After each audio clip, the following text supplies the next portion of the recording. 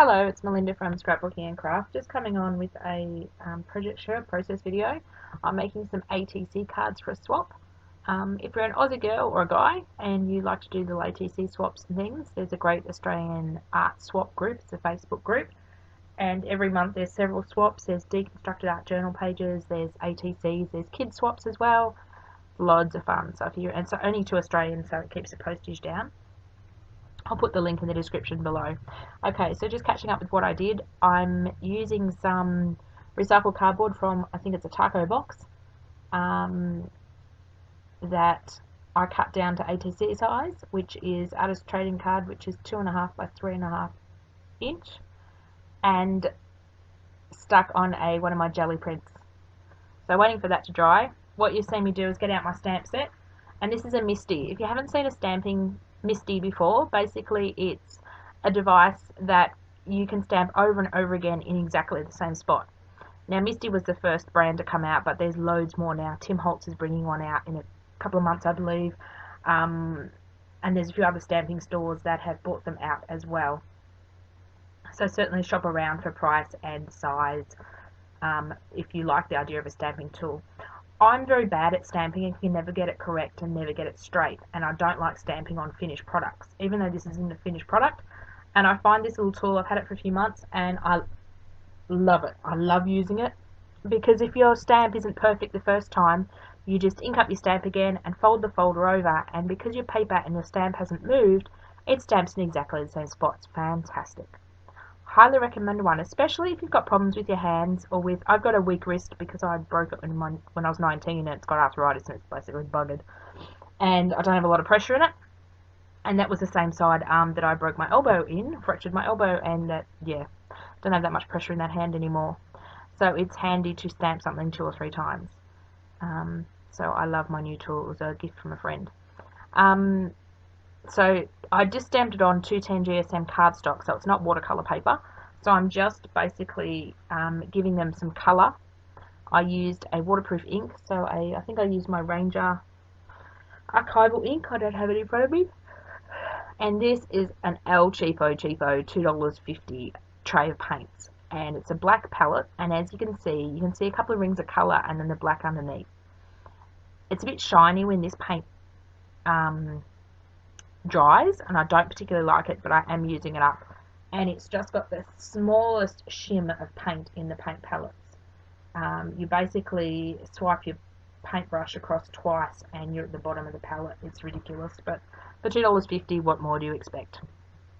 As you can see there with the orange, I'm nearly to the bottom of it. I'm using a water brush, and I'm dipping the tip in a pot of water just off the screen, because this water brush is all dirty and disgusting, because I find the colour travels up the brush, which is all water brushes do. So just giving them some colour, just being very careful with the amount of water I put on this cardstock, because it is not watercolour paper. And as you can see, I'm going outside the line, so it doesn't matter if you go outside the lines, because I am going to fussy cut these out as well. So that's a handy tip. If you're going to cut something out, you don't have to be perfect with your colouring in on the outside of the shape, because you've got to cut it off anyway. So just drying between layers, just to make sure the paper doesn't get super saturated. So drying with my heat tool.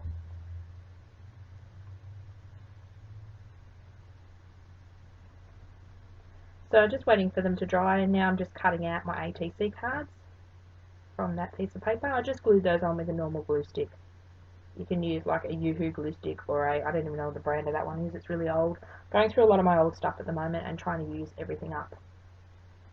Old glue sticks, old paint, old watercolour paints. I like the palette that watercolour paint is in. It's quite sturdy palette, so I will be keeping that when the paints are finished. Oh, here I am yawning again.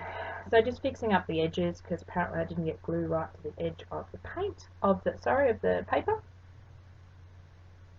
So these are some jelly prints that my daughter and I did, and if you don't know what jelly prints are, it's basically a surface you roll paint out on with a roller and a thin layer of paint, and then you make designs in the paint and like take prints off them. So here I go fussy cutting. I actually do cut a lot of this footage out. Don't make you sit there and watch me fussy cut. the entire lot of the project out because that just took way too long.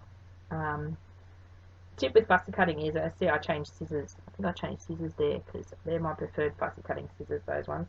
They have a nice tip, fine tip on them.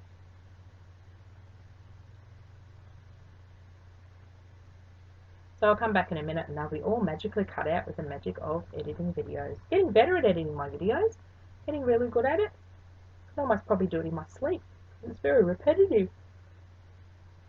Bag, there we go. Look, all the images are cut out. I wish it took that quick in real life. So I decided I didn't really like the white lines in the gel print. So I decided to give the white lines a coat of the blue paint, which is fairly light because I diluted it with a fair bit of water, but I do like the effect that it has put on them. So just doing that all to the 3 ATCs.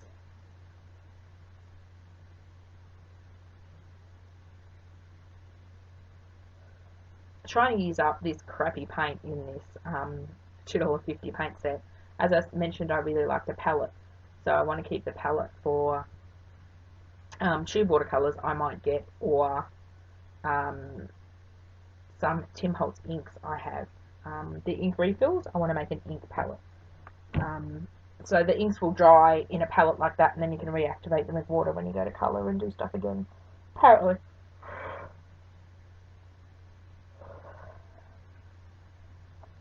So just lining them all up, drying them off. I should have cut a lot of the drying out. I've sped this up 3 to 4 times, so these ATCs probably took me about an hour to do, including all the fussy cutting. So just fixing up a bit more of the colour. I wanted the background to represent sort of waves and blues and greens and that sort of colour, so just also putting a bit of yellow, I think, down the bottom just to act as sort of sand-ish colours. So again, not adding too much water to the watercolours because that is only photocopy paper that I've printed my gel prints on. So it's not watercolour paper, so it doesn't take a lot of water very nicely.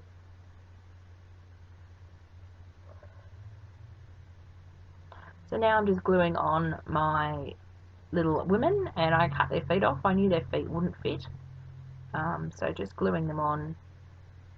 And I end up cutting the word in half because I couldn't position it. I play around with the positioning a bit, and I just didn't like it in one piece, so I end up cutting it into 2 different pieces.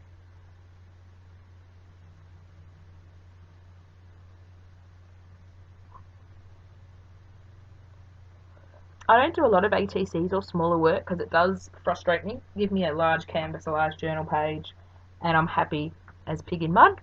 But you give me a small ATC card and oh my god, it just makes me struggle. So I end up cutting the Summer Love in half just to make it fit, because it didn't fit where I'd envisaged it fitting. It's a big word for this late at night. So just gluing all those on, just using a piece of scrap of photocopy paper to glue them on, so I don't get glue all over my desk.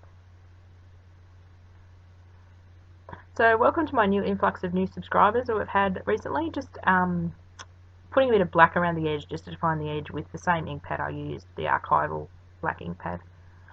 So hi and welcome to all my new subscribers. My daughter and I share the channel and we do a fair bit of swaps, we do hauls, we do, well, not many hauls lately, because I'm trying to use what I've got and different things. So just going over the words with a bit of watercolour now. I didn't like the white, it was a bit stark, stood out too much, so just putting just a light shimmer of blue over the top. So if you'd like to see more ATCs, hit that subscribe button and like this video, and we always appreciate comments as well, and my daughter and I'll get back to you with any comments or questions. So thank you for watching, and I'll just give you a close-up of, sorry about the big shadowy hand. Thanks for watching, bye for now.